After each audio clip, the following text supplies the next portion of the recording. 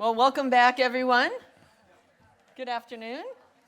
Hope you all had an enjoyable lunch. We're one of the lucky ones to find a seat outside. It's going to be a little bit, from what I hear, a little rainy and yucky over the next few days, but maybe we can have whoever's in charge of NOAA's weather system change that for us. Thanks for all taking your seats as we prepare to move to the next session. I am really excited to the last session. Thank you, because as I closed the last session, I think I said, make sure if you haven't got your tickets yet to come to the gala tonight, go ahead and do that quickly. But I just got word that we are absolutely sold out. First time ever to sell out in the U.S. International Trade Center, Reagan Center. It's amazing. So thank you so much for all your support and joining us in that way. As we get started with our afternoon sessions, I'd like to kick off the Blue Park session with a word from our presenting of Interior, the U.S. Department of Interior, encouraging us all to find our park.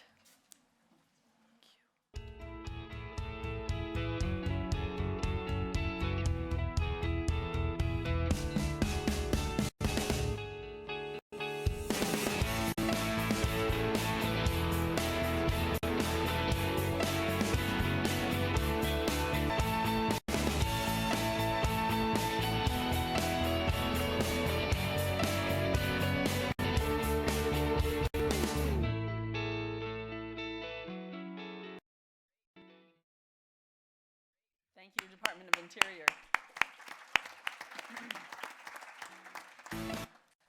So, as you know, this year marks the 100th anniversary and as Park Service. And as we celebrate Park's centennial, we are going to explore our Blue Parks legacy.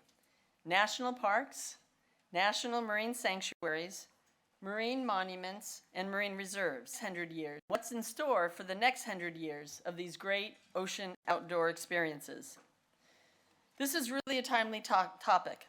Just this morning, as many of you were here for and know, NOAA and the White House announced that it is proposing to expand the boundaries of the Floral Garden Banks National Marine Sanctuary to protect areas off the coast of significance, off the coast of Texas and Louisiana in the Gulf of Mexico. The administration is proposing to extend the existing protection of Flower Garden Banks National Marine Sanctuary to these additional areas to limit the impact of bottom disturbing activities related to oil and gas exploration, fishing with bottom damages from here, damages from ship anchoring, and salvage activities on sensitive biological resources. So today, I'm quite pleased to say that we have Michael Conathan, the Director of Ocean Policy at the Center for American Progress, who is joining us yet again this year. Thank you, Michael. Mike leads CAP's efforts in promoting America with the particular blue economy, with a particular emphasis on fisheries, tourism, and recreation, as well as coastal restoration and resiliency. Prior to joining CAP, he also served for Commerce Committee staff for Senator Olympia Snowe, a great champion of ours.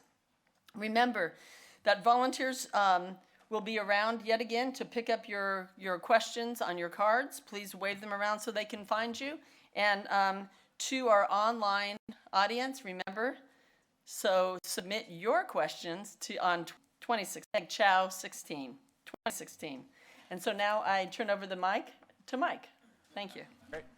Thanks, Dawn, for the introduction, and thanks to Shannon and all the organizers, National Marine Sanctuary Oceans Week and the National Marine Sanctuary Foundation for putting on the traditional Capitol Hill Oceans Week events that we've got here. Great news that for the first time, Ocean Prom is officially sold out, so hopefully you've got your dates all lined up and ready to go.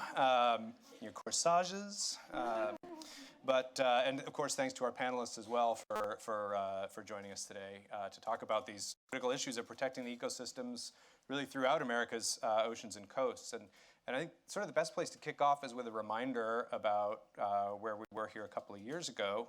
Just 2 years ago in June of 2020, President Obama announced his intent to expand the Pacific Remote Islands Marine National Monument to what was then the largest network of marine protected areas anywhere in the world. And of course, thanks to a lot of the people in this room, that designation is no longer applicable to that area. Thanks, I'm looking at Matt Rand and Seth Horstmeyer from Pew, for example, who've done tremendous work around the globe with other nations as well to ensure that the world oceans get the protection that they deserve. With the single action that President Obama took, though, he did more than double the amount of the U.S. 6% when he took protected, from 6% when he took office to about 15.5%, which is a remarkable success, and we should all continue to be thankful to him for those actions. Yet even so, I think there's still a very stark divide between those protections in some of the remotest areas of our oceans and the areas closer to where most Americans actually live and where we experience the oceans and coasts. And some new work from the Marine that is instituted out now that has found that actually currently less than 1% of the waters of the continental United States are part of a marine protected area, and of that just 0.04% is actually fully protected. So we've really got some work still to do in these areas and make sure that we get these areas to the levels of protection that they deserve. But of course, imposing these new restrictions in areas where people have been accustomed to working and playing without restrictions in some places for centuries is a politically fraught proposition. It's not easy to do these things in these places where people are used to fishing and having access. And of course, figuring out how to maintain that access parks environment in the climate of a Find Your Parks environment here is another thing that we'll discuss on the panel today. But the reality is that the American public does want these places protected. My organization, the Center for American Progress, did a survey back in January about parks as we enter the centennial year. And one of the questions in that survey asked respondents whether they support protecting special marine areas such as parks and sanctuaries for whales, fish, and corals. And the results were that 92% of respondents in that poll supported increased protections for in our oceans for these purposes. So clearly the support is there, and I think we need to work on capturing that and communicating that to our leaders so that we can fill some of these gaps that exist in ocean protections. I want to talk a little bit about some of the work that I've been doing recently with former NOAA Administrator Jane Lubchenco and Laura Cantrell of the Meridian Institute, and collectively we co-chair an organization of ocean NGOs, the Ocean Protection Coalition, which has been trying to bring all these organizations together to create sort of a unified voice, unified platform to talk about these issues and communicate them directly to policymakers. And in particular, we're making really tremendous strides towards protections in three examples. Three examples are some work towards expansion of the Papahana Mauka-Makai National Marine Monument in the Northwest Hawaiian Islands.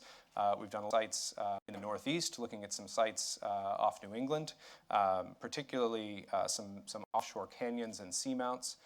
These are areas, I mean, I grew up on Cape Cod, and I clearly ocean issues, a good portion of my life to ocean issues. And until I started doing this work in New England, I had no idea that there were canyons. Growing up literally the closest point of land to where these things actually exist, about 100 miles away, that are deeper than the Grand Canyon. They plunge thousands of feet. They are festooned Georges Bank, and they are festooned with these coral reef infrastructures that are thousands of years old. They're older than redwoods. They're deeper than the Grand Canyon. They're only for seaboard. I mean, these are the U.S. Atlantic seaboard. I mean, these are remarkable places. And people don't know they're out there. I didn't know they were out there until I started doing this work a year or so ago. And we're also working on some seamounts and ridges off the coast of California, some other areas that we're looking at for protections, hopefully prior to the end of this administration. So we'll keep the effort up there. Because the reality is we know more now than we ever have about the value of protecting these places, what it means to the organisms that are there now, what it means for the future of climate change, as Christy talked about this morning in her remarks, and really making that story come to the fore as we move forward and try to deal with that overarching issue really for everything that we do. And so keeping those thoughts in mind, I want to turn now to these very patient people who have listened to me ramble for and they're the ones who you really came here to see. So I want to introduce them briefly, and then we'll get into some questions. And I hope you will be writing your questions down as we go and send them up. I have a few, but I'm going to need your help. So I will definitely be turning to what you would love to hear, what you folks and the folks online want to talk about as we go through the session today. To my left is Solomon Pili Kahoʻohalahala, who is a 7th generation native Hawaiian descendant from the island of Lānaʻi. He's currently a member of the Mauka-Makai Native Hawaiian Working Group and the acting chair of the Hawaiian Islands Humpback Whale and Sanctuary. Saul, I know, met with Christy yesterday, and special shout out as well to his granddaughter Kahala, who made the long trip to come here and help support these issues as well. Those voices of the next generations are really fundamental to making sure that we get what we can for ocean protection right now. Next to him, Captain Lain Goodwin, in Key Largo, operator of Dirty Water Charters in Key Largo, Florida. Lain has also operated backcountry charters in the Everglades National Park for over a dozen years. To his left, we have Aimee David, the Director of Ocean Conservation Policy and Initiatives at the Monterey Bay Aquarium. Aimee coordinated the aquarium's activities in support of the designation of a statewide network of MPAs under the Marine Life Protection Act. And Aimee has also done her time in DC as a staffer for the U.S. Commission on Ocean Policy. And then finally, Chris Barnes is the Natural Resource Science and Stewardship Liaison to the National Region of the National Park Service. And Lain is also an alumnus of the National Park Service BioBlitz that he still does a lot of work with, and hopefully we'll hear a bit more about that. So with that aside, and to our conversation, and you know, we've talked, both Christy has talked about it this morning, you know, we've touched on it a little bit here. I think everybody in the room is aware that marine protected areas provide a diverse set of benefits to ocean ecosystems, but since parks, thinking about them as a subset of protected areas, and the theme of this discussion really being blue parks and bringing parks into the ocean conversation, parks are inherently established to allow human interaction with nature, which frames the issue, and framing the issue from this perspective through the lens of, requires us to think of MPAs through the lens of the human experience, first and foremost, to the extent that we as humans don't do that already anyway. But each of you has sort of a unique perspective on this, and so I want to begin by hearing a bit from each of you about your experience, your sort of personal interactions, and really, again, to touch on something that Christy hit in her remarks, which is sort of central to how I like to communicate about the oceans, is in this idea of telling stories. And so I'd really love to hear from each of you by way of introduction. Before we get to the wonky stuff later, you know, pick people up after lunch a little bit, tell them some of your stories about these places and why they're special to you in these parks and by the work that you've done in these parks. So I'm going to kick it off with Saul, and then we'll go down the line with a brief introduction. We'll go from there. Okay. Well, mahalo, thank you, Mike. I'd like to help paint a picture for all of you. I live in one of the smaller islands in Hawaii, the island of Lānaʻi. And I've been involved with the area of Papahana Mokuakea as a member to the cultural working group for the last 10 years. And so if you can imagine that the 8 Hawaiian islands are fairly close. In fact, where I live, 3 islands surround us, Molokai, Maui, and Kahoʻohalahala. So the islands are always in view. But the area of Papahana Mokuakea is an expanse of ocean that's over 1,500 miles long islands, and you never see those islands. And yet we're talking about an area that has real cultural significance to the Hawaiian people. We have an old chant that we describe that's the chant of creation, and it's called the Kumulipo. And in that chant, it talks about Po being the darkest or the deepest dark, and then Ao being the light. And in the chant, it describes how things are going to be created by the pairing of night and the pairing of light itself. It talks about Papa, which is for us Mother Earth, and then talks about Wakea, the sky father, and the two of them merging together with Po and Ao are going to be where the vali, that the groundwork for creation. And so in that vali, it says in the first few lines of the chant that the uku koʻakoʻa are the first creatures that will come from that vali. and it is the coral polyp. So when you look at the fact that the expanse of Papahanaumoku is this long, that it is the foundation and the beginning of the Hawaiian people. And so we take that as being the eldest of our ancestors. And in fact, very recently, it was discovered, the oldest coral that was discovered there in Papahanaumoku is aged to be over 4,000 years old and still living. And so we look at that as a part of who we are. It's that creative part that allows places that are considered to be protected or refuges to be able to create. And as a result of that, we come much farther down the line in that creation chant. So we become a part of that place. So the Hawaiians have a view of Papahanaumoku as an area that has, so the area of beginnings, so the area of pole is where our ancestors, when they depart this area of Ao where we live, they go return back to pole. And out of the area of pole and the meeting of Po and Ao is the creation. So all things now are created from that. And we are now the beneficiaries of that.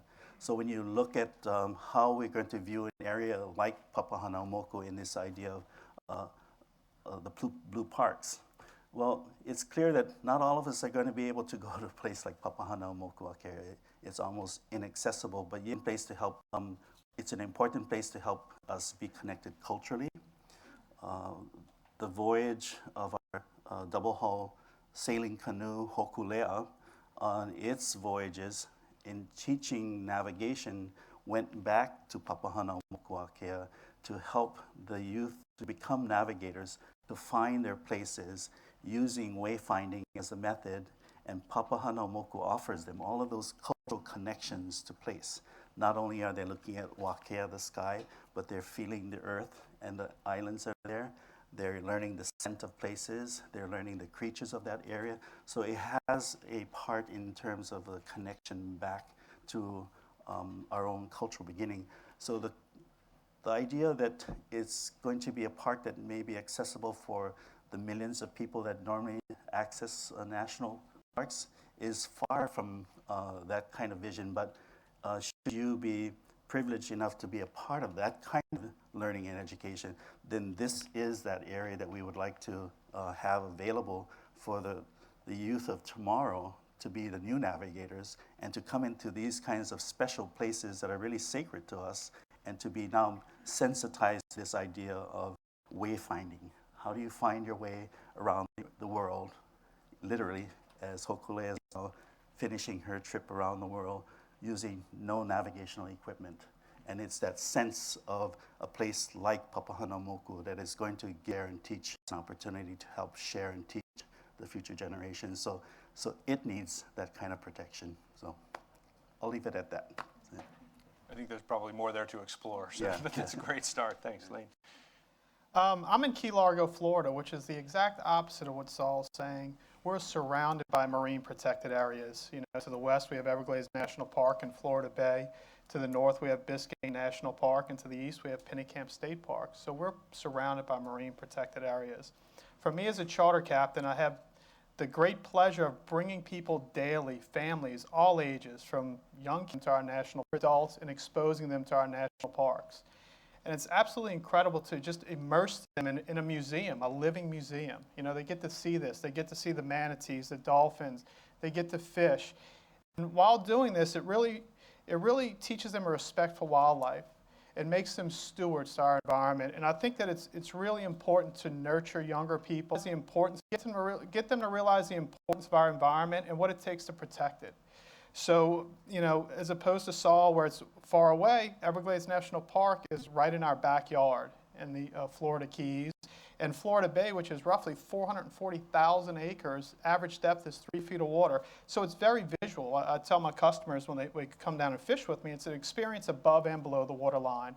No telling what animals you may see, also what fish you may catch. But also you teach people respect for their environment. And that's very important. Like say, I get to immerse people into a living museum on a daily basis, and to see people's faces light up and to see them start to understand how we all correlate with this environment. It's important to protect it, but it's also very important to give access to this. Without that, you can watch it on the Discovery Channel, Learning Channel, whatever it may be, but to actually put people in the middle of this is incredible, and it's a real asset to us in the upper Florida Keys in particular. Thanks. Aimee, you Well, I actually grew up in South Florida, and one of my first encounters with the undersea world was in John Pennekamp State Park. So I have, that area of the world is near and dear to my heart. Now I know I was one of the lucky ones, as are many of you in this room who have probably logged many hours diving, snorkeling. We are in labs. We are the fortunate few that were able to follow that dream. For millions of Americans, aquariums are their primary windows on the undersea world.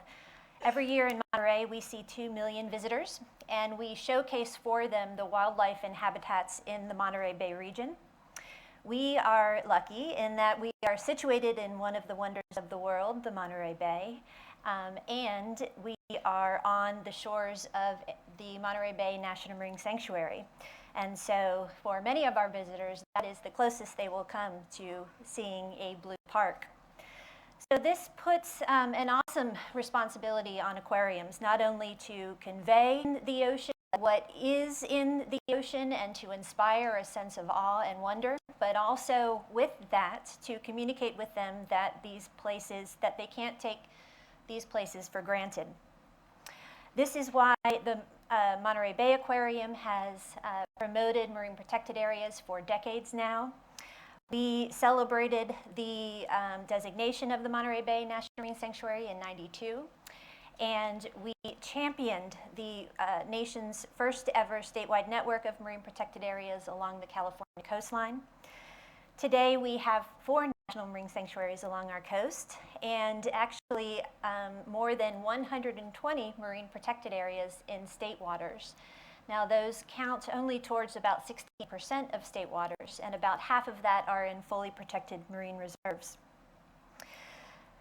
There are still, though, even with that protection, most of California and federal waters off the state of California are, of course, don't have that protection, and there are many more unique and valuable places, especially in offshore sections. We also have canyons, seamounts and ridges and banks that are unseen by many Californians, but unique and valuable to us nonetheless. Increased protection in these areas would be great complements to the mostly coastal range of our marine protected areas, at least in state waters. And while we've come a long way in introducing people to the undersea world, we still have a long way to go in terms of having Californians understand that they have these places in their backyard, and having them feel the same sense of pride for our marine protected areas as they do for Yosemite National Park and Muir Woods National Monument. So I'll end there for now. Great. Thanks, Aimee.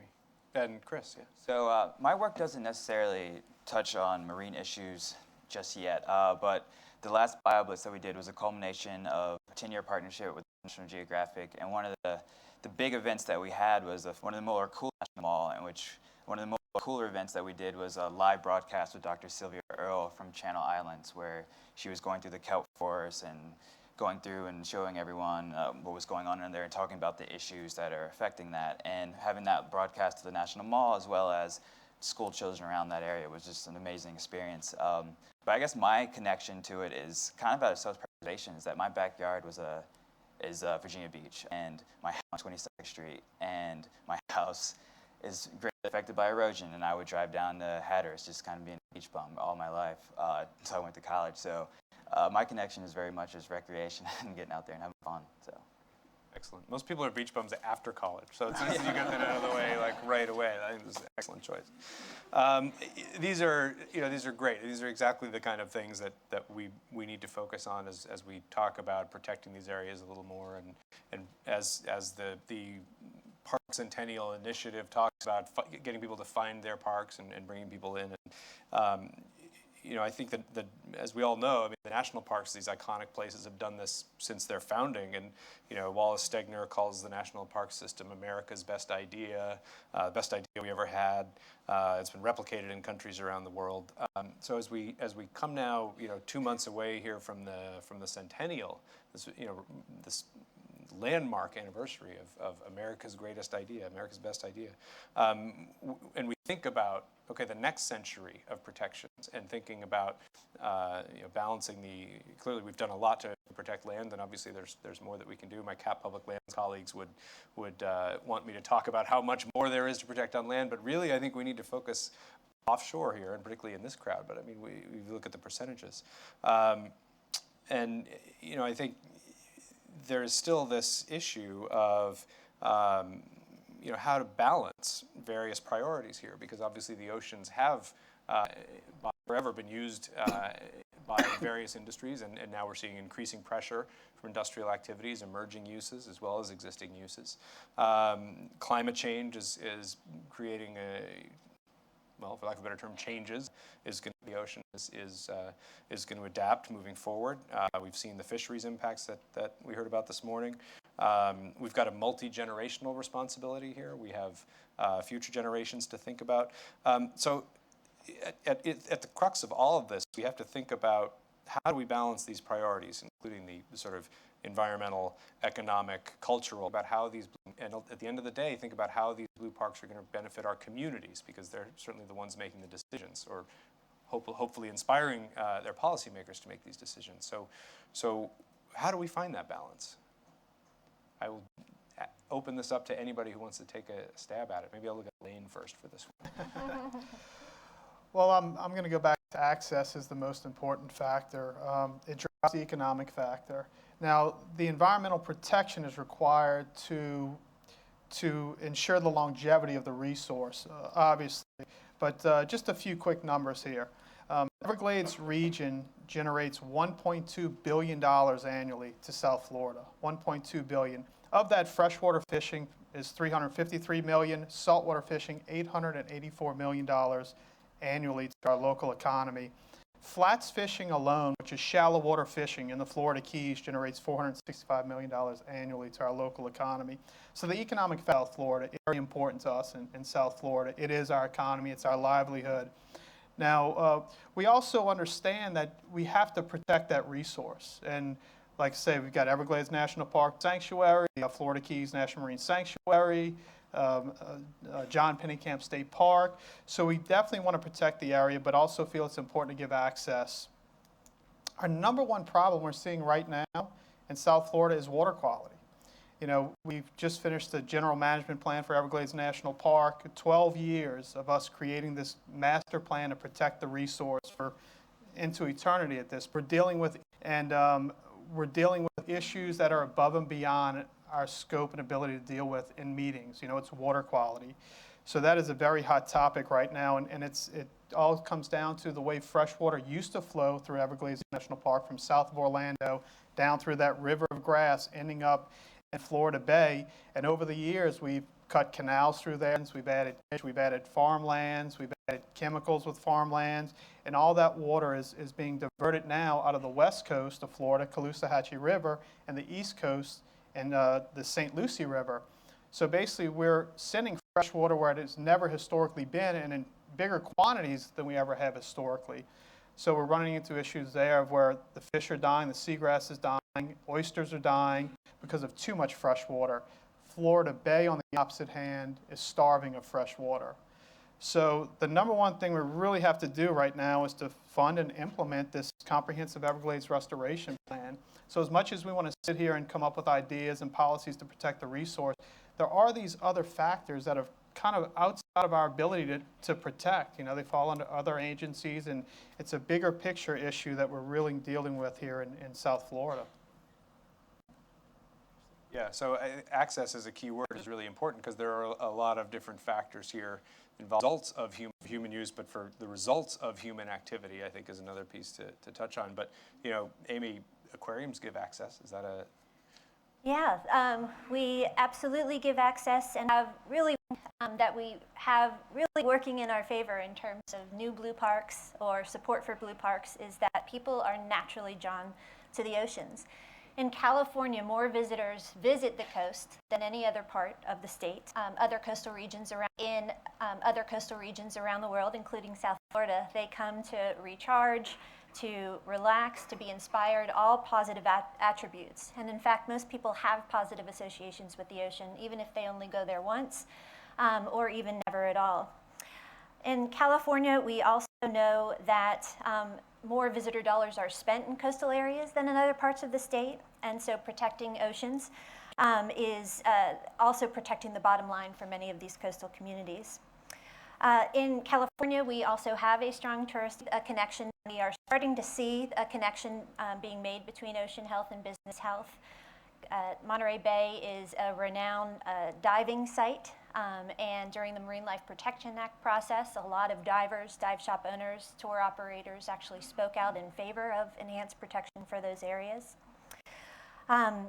And more, I think that you get a lot more than you pay for in terms of marine protected areas, both in terms of the interconnectedness of ocean areas and the fact that many of these areas are designed specifically to make areas outside of them better.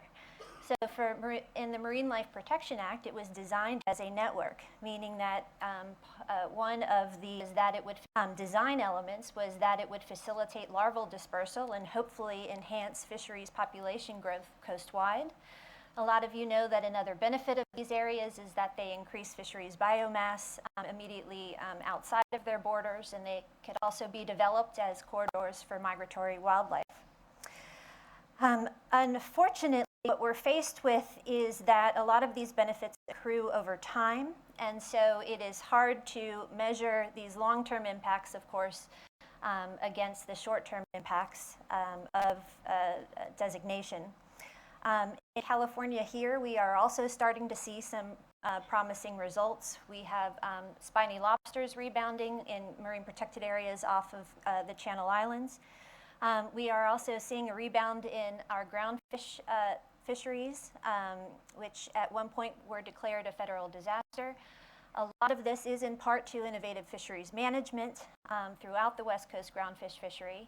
And in fact, now there is no species of groundfish on the Seafood Watch Red List, and several species have also been certified by the Marine Stewardship Council. Admittedly, we are still learning about the relative contribution of marine protected areas to fisheries productivity. And one of the really great frontiers of science right now is figuring out all of the, how all of the inputs and management processes work together. So MPAs with water quality controls, so that we, for example, so that we can do our best to actually enhance all of them to amplify these protection measures.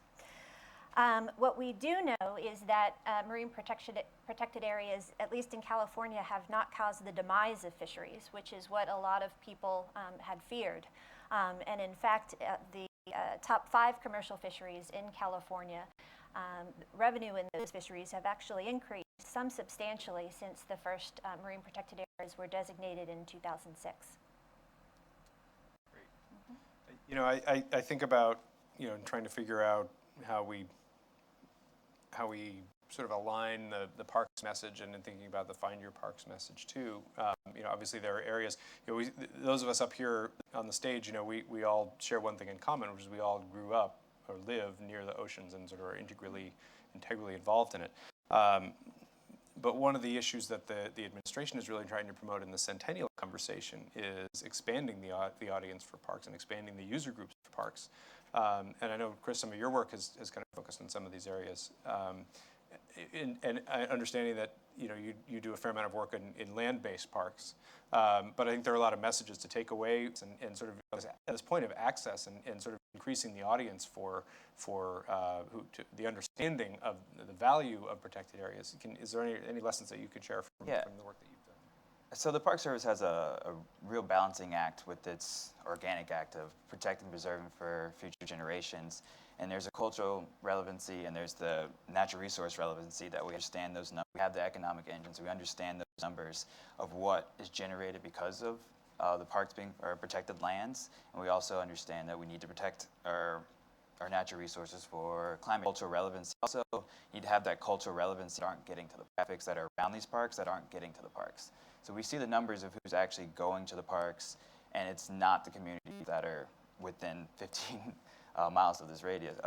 And the demographic numbers are just not there. And that's something that we need to tell the next 100 years is creating a relevant story to get, and that's something for communities into the parks. And that's something that the BioBlitzes that we've done is the first day is always catered towards getting as many school children that have never seen these parks into these areas. And this past year, we had 2,500 kids from the DC area. Bust into different parks and led on inventories and having them get that experience. And hopefully we make one of them a scientist and come back. Yep, exactly. And that's very much the wave of the future here in terms of getting more people, a diverse group of people into these parks.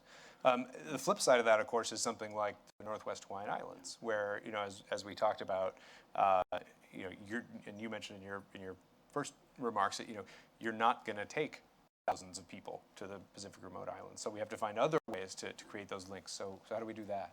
Well, I think that the technology available, you know, to allow access, perhaps by remote, you know, technology that will give people at least an understanding of what is in the remote islands of Hawaii, Papahana, Mokuakea. But I wanted to kind of reflect a little bit about the previous panel that talked about it seems that our marine areas have become areas that are being monetized. And I wanted to express the fact that perhaps we need places, that is that we still do need places that are going to be left in their pristine states. So if there are natural areas like the Papahana Mokuakea is, it has a rich diversity of natural resources, and at the same time it has the complement of culture attached to that. And perhaps we need to that these places be protected to allow for replenishment and to allow for this idea of creation, as I introduced earlier. The Hawaiian Islands, the lower 8 islands which we inhabit, are in a decline in terms of marine resources. And we do know that in Hawaii, subsistence living is an important part of being able to live on these islands. And when it's becoming more and more difficult for people to subsist, and Mecca, the tourism Mecca of the world, you know, that we're having to constantly balance on how you're going to subsist on an island and at the same time cater to millions and millions of people that come there. And then now you have this expanse of beautiful, untouched Papahana Mokuakea. Are they now subject to this idea of access? And it needs to be that there needs to be a balance where we can say these protected areas are necessary to restock, restore, replenish, and in fact help to perhaps the spillover effect that perhaps the lower 8 islands of the Hawaiian chain will be the beneficiaries of that kind of a place. So when we talk about impacts to the ocean, as an example, in Papahana Mokuakea, this past summer, the Hawaiian Islands experienced some of the hottest ocean temperatures, and we've had coral bleaching, where 90% of the coral had been bleached in the Hawaiian Islands like we've never seen before.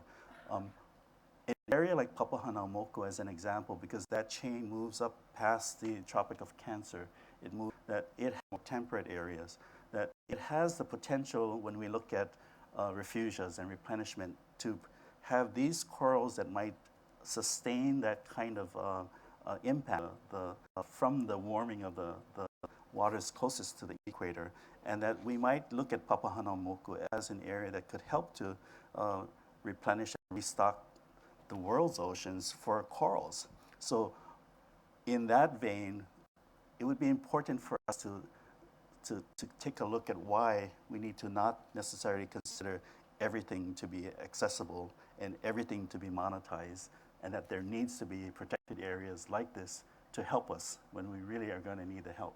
And that's an experience we're already seeing in Hawaii, that Papahānaumoku has corals that could actually survive that kind of global warming and may in fact be seed. So to me, parts of the world. So to me, that's the balance. Yeah.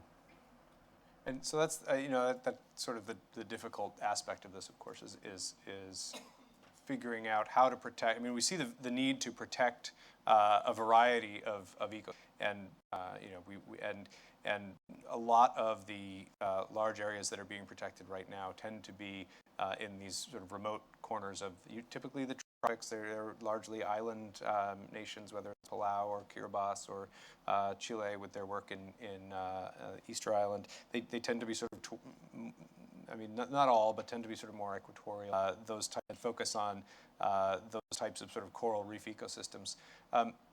How do we find those places that are kind of outside those areas that are a little closer to civilization that represent these ecosystems that are ultimately equally deserving of protection, but because they are already used, are more difficult to protect? Can someone solve that for me? I think that this is, in terms of introducing people to areas where they might not ever see but still can be inspired to protect, I mean, that's the aquarium's bread and butter right there. And so we were designed with that purpose in mind. It's the Monterey Bay Aquarium's mission is to inspire conservation of the ocean, and we want to inspire, again, that conservation to people whose closest encounter with oceans is in our exhibits. We have great storytellers and storytelling to do that. In Monterey, we are privileged to be right on the edge of a kelp forest, and so we can stand on the deck and point out the canopy of a vast kelp forest to one of our visitors, then take them inside, show them our iconic kelp forest exhibit and the ecosystems that these marine protected areas are actually protecting. So that's a pretty unique and valuable tool.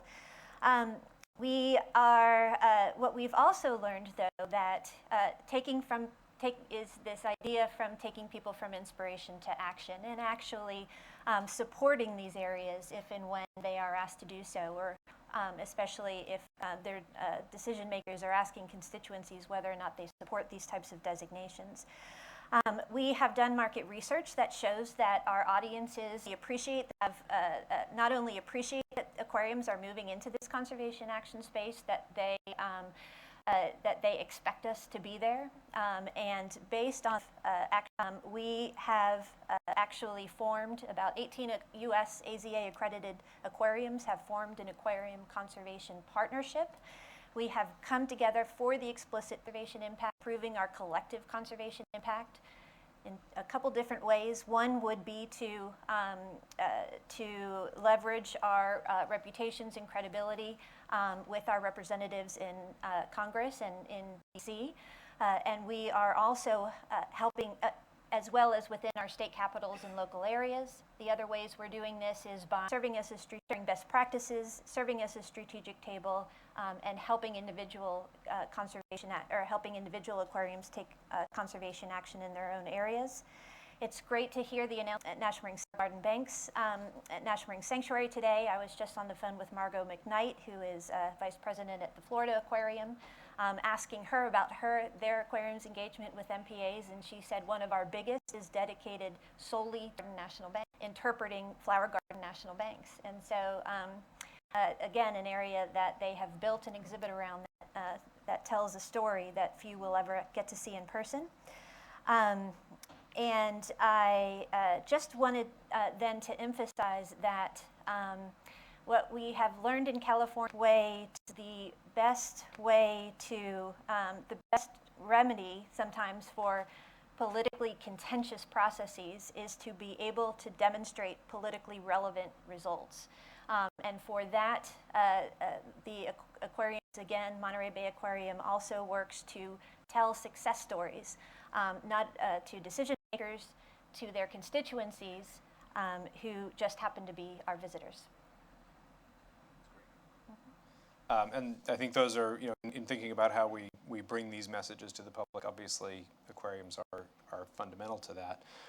Chris, I wanted to ask you too, as you've done your work through these BioBlitzes and getting the message out to the constituencies that you work with, are there messages or experiences that you find sort of resonate more with groups than others? I mean, what are the things that are most effective as you've experienced it in sparking people's interests? And that way we can kind of help design. It's really the first experience, especially with the BioBlitz, again, keep going back to that, because I've been working on it for last year. But we have so many, the first experience, we have so many anecdotal evidence of just kids getting in there saying, I never want to be in a park, I don't want to get dirty, and the first time they fall in the mud, they love it. And we have a great story that ran on the mall of this little girl that's saying just that, and now she wants to be in a park, and now she wants to go. And when we were at Hawaii Volcanoes, there was a 10-year-old that, through this application that we've been using called iNaturalist, took a picture of something that looks like an earthworm, but found out it was a brahmine blind snake, which is something that's, it was the first time we've ever found it within our parks. So it's just, those first precautions said, getting them, like Rachel Carlson said, give a girl a bucket and take her to the ocean. Like, it's that experience that's really going to be galvanizing for someone to have them come back and to build upon those experiences. And then, of course, to make those messages continue to resonate, we need the reinforcement that comes from sort of science and the scientific literature and the research and the peer review and all of these pieces that people over there in the Capitol like to ignore. But that we are here to really promote, and we need to promote in order to continue to make the case here. And it, of course, plays a key role in identifying sites to be considered and, you know, what's the rationale, and we need to have the support to understand why these areas are so worthy of protection. But even science, I mean, there are different ways to go about generating and creating and analyzing scientific advanced, you know, Saul in particular, the advanced call where we all kind of got to know each other a little bit before this panel, talked about the concept of Hawaiian science as somewhat distinct from Western science, and the native science that, you know, in many ways is what allows Native Hawaiians to navigate these double-hulled canoes around the world without modern instruments. I mean, it's just remarkable, and it's something that Western scientists just can't quite fathom. So They should take a lesson. I should take a lesson. I want to take those lessons. I think it would be amazing.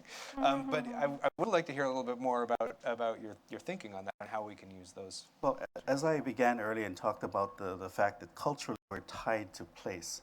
So the biodiversity and the cultural are kind of blended together. So we never see that the place is separated from who we are. So there's a lesson that can be learned in every part of that place, from the fact that the oceans, aside from them having wave heights and winds that blow across, there's scents, there's smells, there's migration of animals that you can learn from that are out there in the open ocean. And if you wanted to sail to an island, perhaps it would be important to understand which of those animals might go back to an island, rather than following the one that stays at sea. So it's a circle. So it's learning what we call wayfinding, and it's tied culturally, because if you understand that all of these creatures have the innate ability, no different than we talk about how salmon will go back to its spawning grounds, that there are creatures in the open, the broad ocean, that have the same ability, and if we recognize them and understand them, we can learn lessons from them. But that's part of the cultural kind of sensitivity and what we're calling Hawaiian science. And if you blend that with everything else that's around, then that's known, then you become a little bit more aware, a little bit more sensitive. And it's possible for you to circumnavigate the globe with no instruments, as Hokulea is doing now on her global voyage of Malamohonua. But in that voyage is also what we hope will be a lesson to help other nations and other people to become a little bit more involved and aware with their environment, so that they can too become caretakers of their place. So I want to advocate that is a Hawaiian perspective, and it needs to be given consideration. It needs to be included. It needs to be integrated, so that we're not looking at everything from one point of view. And that's not just a Hawaiian phenomenon. Tremendous example. That's a tremendous example of it. But you know, Lain, this is kind of what fishermen do too, right? I mean, guys who spend their lives out on the water, be they commercial fishermen or folks who have an opportunity to recreationally fish, and charter fishing is obviously a nice bridge of those two practices. But when you spend your life on the water, you notice things, and you start to pick up on some of those issues. Is there in the fishing community some of that in the fishing communities that you work with? I mean, certainly not to that extent. So Yeah. I was talking about, because we're mainly shallow water. There's we don't have the navigational problems, but certainly out in the open ocean. But certainly lore and there's a lot of heritage there. I mean, people who grow up around the water, whether you fish, dive, walk on the beach, surf. I mean, there's something about the water that just draws everybody, like you mentioned earlier. But there's a lore to it and a mystique about it, and that's part of that draw. And there's a lot of pride for people truly on the water. It's a lot of pride for people who live on the water and play in the water in general, in any aspect. And in terms of getting people involved in science, I mean, Chris, getting them into nature, taking folks to parks, getting them into nature, turning them into scientists. Is the citizen science component is another piece of this whole equation. The fact that people can go out there, experience something, and bring it back and feel like they're contributing to the scientific piece of the Yeah, parks. I think there needs to be kind of a paradigm shift of what we've been doing. Is that scientists can't be everywhere researching everything, and we need to fill the gaps, and that's where citizen science comes in.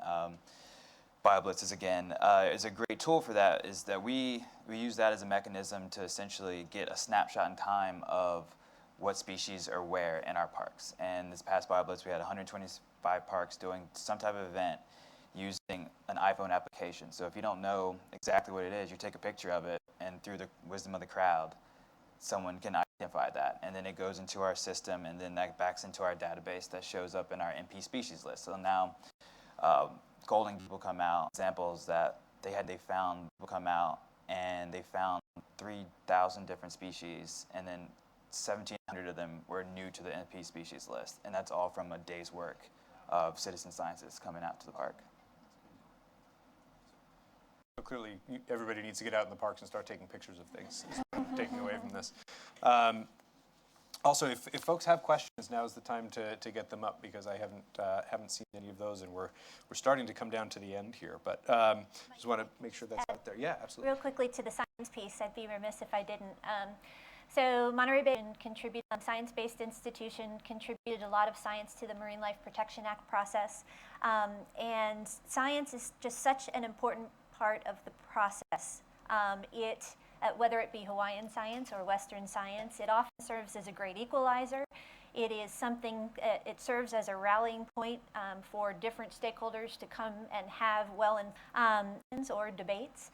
And I want to acknowledge in particular the tremendous work that our colleagues at New England Aquarium and Mystic Aquarium have done in terms of providing an incredibly robust data set and spatial analysis of the canyons and seamounts off of the New England coastline. Their science is making the case, and in so doing, they are serving as yet another example of how aquariums play a role, that science-based conservation role. Great. We've talked a lot about sort of the science of parks and the wonders of parks, but we also have to and a bit about the process of parks and their establishment, or this wouldn't be Capitol Hill Oceans Week. Lain, you participated in a lot of the sort of machinations. I know a lot of our panelists have, but you in particular, around access to parks and user interactions with park management, and so from you and from others on how that process, perspective about sort of how that process works. What makes that process work best so that all the stakeholders feel that their opinions have been actually considered? What leads to the best outcomes we design these things from a policy perspective in a way that makes people feel invested and leads to the best outcomes? Well, it works very slowly. I was very involved with the general management plan for Everglades National Park, and basically a general management plan outlines the management of the park for a certain period of time. Generally, in the past was 20 to 25 years, but now they're saying that these newer general management plans will move into perpetuity forever with the park, and just adjust in small increments as opposed to 5 years, adjustments every 20 to 25 years. As the the Earth speeds up and we have other issues to deal with more quickly, we can't be so slow on our feet. So first of all, it's currently in the implementation phase. It took 12 years to create, and it's a very diverse set of users in South Florida, whether it be the kayakers, the anglers, just the boaters and divers, the snorkelers even and divers. And the massive size of Everglades National Park, you're talking 1.5 million acres situated right next to Miami, Fort Lauderdale. You have Naples to the north, Orlando to the north. It's right in the middle of a lot of people. So you have a lot of user groups that you have to make happy. The shortfalls we came across in this whole thing was we found a disconnect between park managers and the actual resource. We found that the managers of the park and decision makers weren't actually out using the resource on a daily basis, so they didn't know the intricacies of different areas of Everglades National Park, Florida Bay more specifically. So it took a lot of work and take Campbell out on a boat, Superintendent Dan Campbell out on a boat and say, hey, here's the northeastern portion of Florida Bay. He had never been there before. He knew where it was, had never actually seen it, laid eyes on it. It took him into some of the closed areas, like Joe Bay is an area that's been closed for research for 25 years, and said, here, this is it. Lay eyes on it and get to absorb it and see it. Also, we found some of the shortfalls were external environmental threats that you can't control, like water quality, like I mentioned earlier. As much as we want to curtail access and usage, creating damage to an environment, there was this overlying white elephant in there. We're going to stop the time of, hey, how are we going to stop this issue we're having with water quality in the Everglades? And there's many public meetings along the way, and we found that a lot of people have a very self-centered point of view. They want it their way or no other way. And even politicians and business owners didn't grasp the economic importance of protecting the Everglades for future generations. So it was getting the message out and getting the short-sighted people to say, okay, maybe I don't have to, run my boat in this area. We can protect this area, make it a no-entry zone or whatever it may be. We found that once you kind of weed out the external people who were very short-sighted, you found a core user group that actually used the park. We call them stakeholders.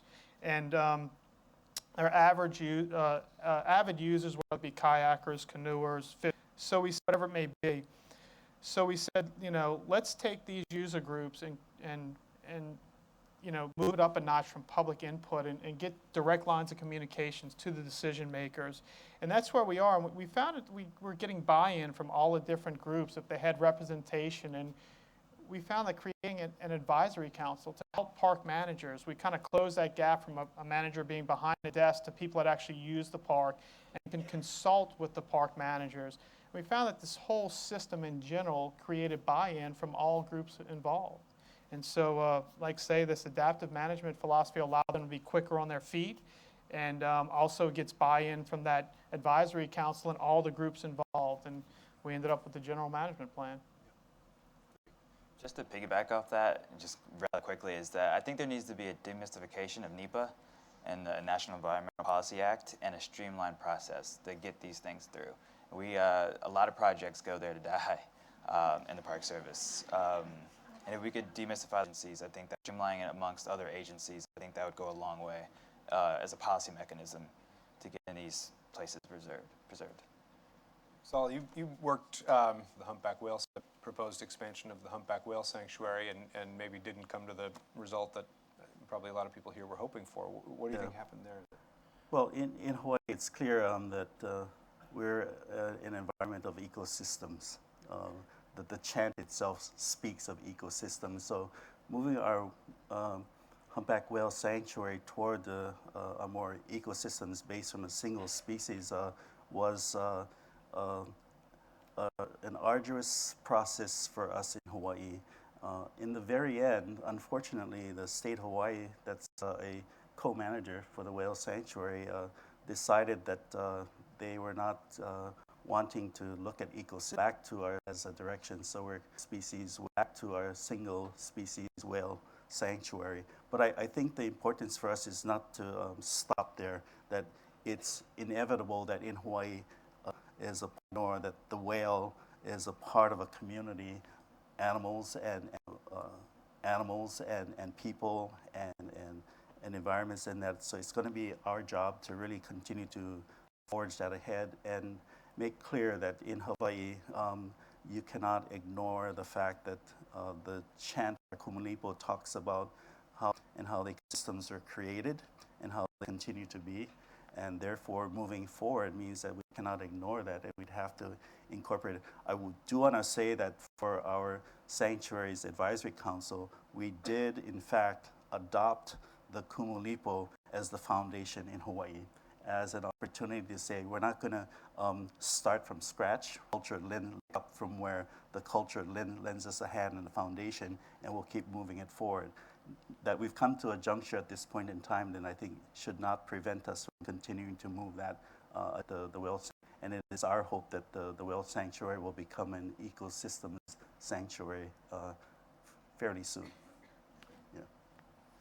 Yeah. So we just got a couple of really 1 minute left. And I have, unfortunately, great questions that came in from the audience. But I'm going to close on this one and just want to get very quick hit thoughts right down the line.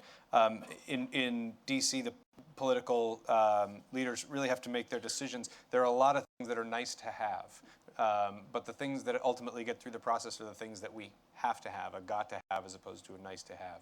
So what do we do to turn marine protected areas from a nice to have into a got to have? And we'll put anybody on the spot who wants to go first. Very quick. I'll start. Great. We're looking at an expansion of Papahana Mauka-Makai. It's a got to have. It means that we're asking the President Obama to expand the boundaries to the 200-mile EEZ zone so that we can support marine protected areas for all the wonderful reasons I had an opportunity to explain earlier. And support on something we'd like your support on. Write a letter to the President and say Papahana Mauka-Makai needs to be expanded for marine protection so that it's part of our global contribution to this idea of protected areas.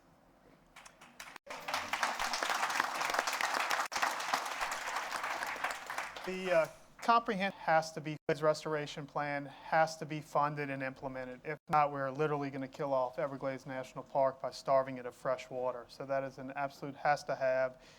Thing has been some land purchasing, but everything has been set up. It just needs to be absolute has to have for us. That is an absolute has to have for us in South Florida and Everglades National Park. Well, as I said earlier, every political body is accountable first and foremost to their constituents. So developing a groundswell of support from, especially in grassroots areas, is absolutely vital. One thing we didn't talk about today, which is also definitely something that the Monterey Bay Aquarium is trying to keep up with, is the new digital media frontier and having people voice their, having voices be heard via social media, which is how a new generation of people are communicating. And so with that, I will put in a plug for World Ocean Day tomorrow, #BlueParks, and let's see what we can do. So since it literally takes an act of Congress to create a park, I think you really need to bring the dollars and cents argument to them, and also a compelling reason why. And a succinct answer. Great. Excellent, as we needed to be at the end. Yes. We have a member of Congress waiting to take the stage, so thank you very much to our panelists and for a great session. What a fabulous panel. Thank you. Thank you all very much. And now, as Michael said, we have a very special guest to add to this conversation on blue parks.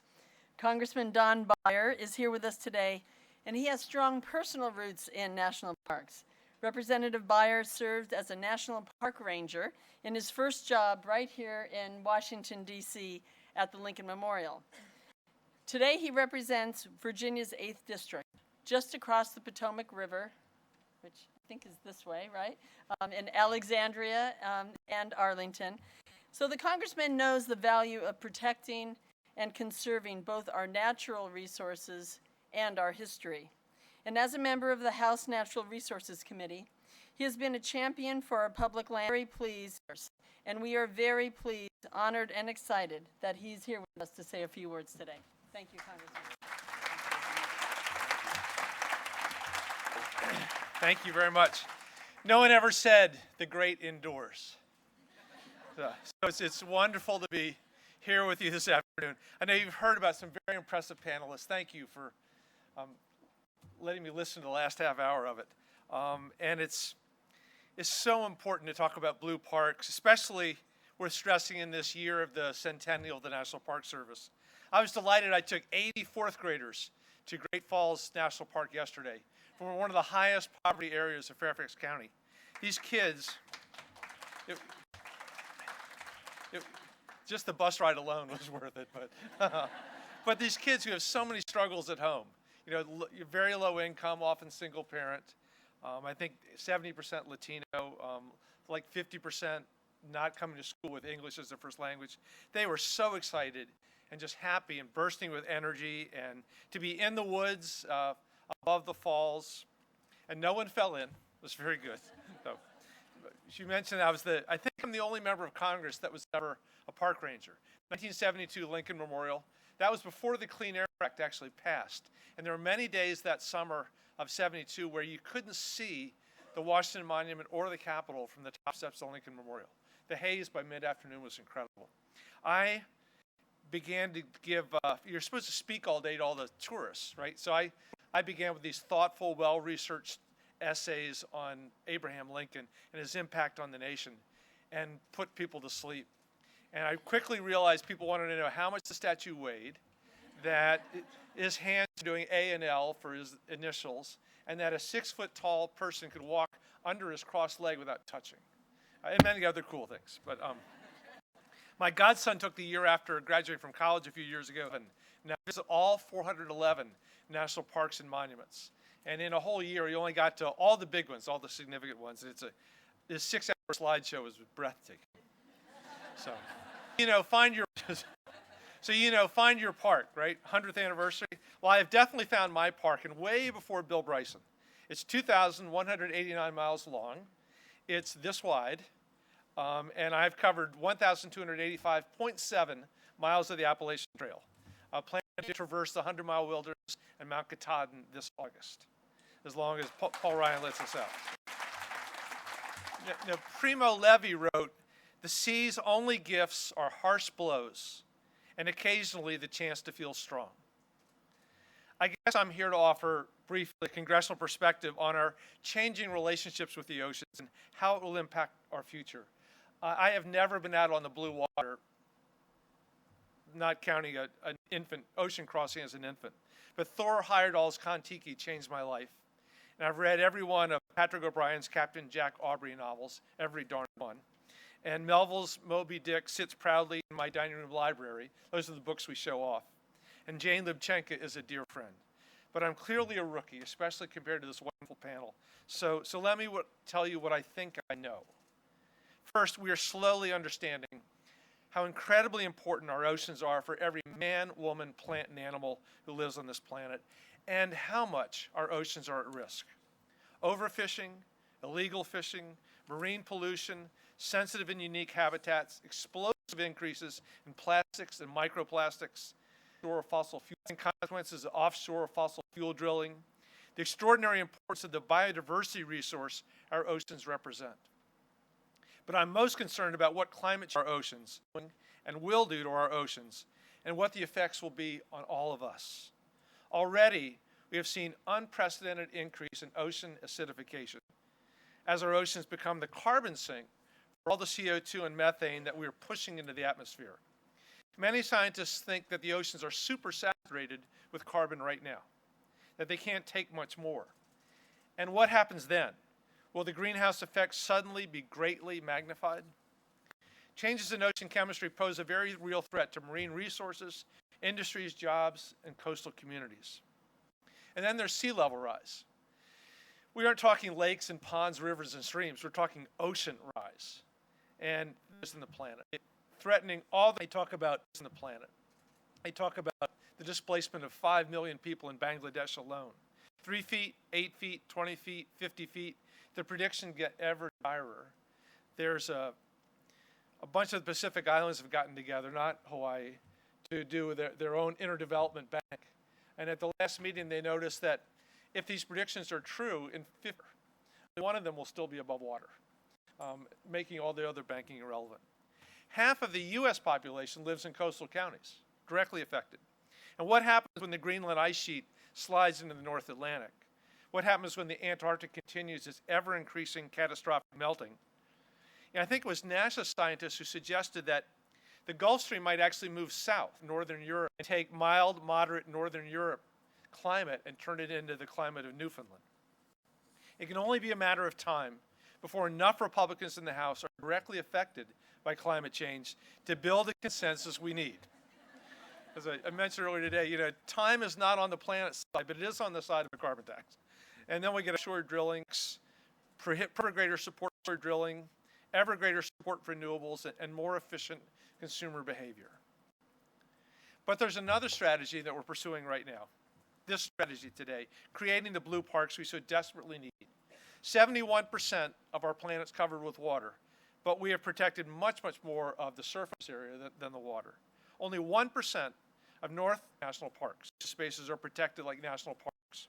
And we have only 4 years left to reach the 10% protection goal set in the Multilateral Biodiversity Convention, which, by the way, we've not signed. President George W. Bush, perhaps with strong support from Laura Bush, signed the executive order that created the world's largest ocean conservation area in the Pacific. I know you've been talking about it. 140,000 square miles, 7,000 marine species. In early 2009, NOAA Administrator Jane Lubchenco and I were talking, and she said that the fishes have recovered so quickly in those areas that you can see the areas from space, the rectangle delineated by the fishing boats who stay all along the perimeter because that's where the best fish are. Quite simply, marine political areas are an effective way to help ocean ecosystems stay healthy. The ocean tends to heal itself when left alone. Term for that. Remember the biological term for that. I'll remember in a minute. President Obama has already designated the Pacific Remote Islands Marine National Monument, and there are encouraging thoughts around here that he may do something bold before he leaves office, which we will strongly support. So we're moving in the right direction, and so is the rest of the world. Ocean conservation has now become one of the UN's new Sustainable Development Goals, basically the new frontier of conservation. Finally, we must celebrate the National Ocean Policy. The National Ocean Policy, which some of my friends in Congress fight every day, it's wonderful because it encourages federal and state and local agencies, tribal partners, the public, everyone to come together to develop regional plans that help safeguard ocean resources. Common sense, working together, planning together to save our oceans. In the words of the renowned biologist Ocean, we must protect the ocean as a priceless asset of humanity. So thanks for having me here. Let me leave you with just one image from James Joyce. He was unheeded, alone. He was unheeded, happy, and near to the wild heart of life. He was alone and young and willful and wild-hearted, alone amidst a waste of wild air and brackish waters and tangled sea harvests of shells and tangled and veiled gray sunlight. Thanks. Bye.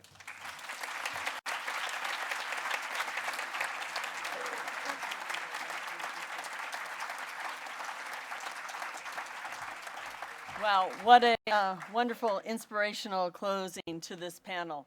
I'd like to thank you all, and especially the Congressman, for taking the time to be with us, to share your thoughts and your visions and hope for the future. And now we'll take a break, and we should return here at 3 o'clock for the next and final panel of the afternoon. Thanks very much, everyone.